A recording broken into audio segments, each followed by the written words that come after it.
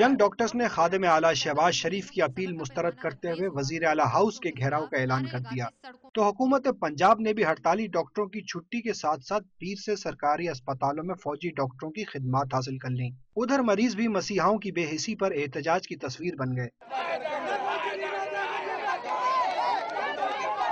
بات نہیں سن رہا، پرائیویٹ کلینک جانے کا مشورہ دیتے ہیں۔ یہاں پہ نئی جنریشن لے کر آئے ڈاکٹر جو مریضوں کا خیال بھی رکھے، عوام کا خیال رکھے۔ رحیم یار خان کے شیخ زید ہسپتال میں ینگ ڈاکٹرز غنڈہ گردی پر اتر آئے اور کوریج کے لیے پہنچنے والے صحافیوں کو تشدد کا نشانہ بنایا۔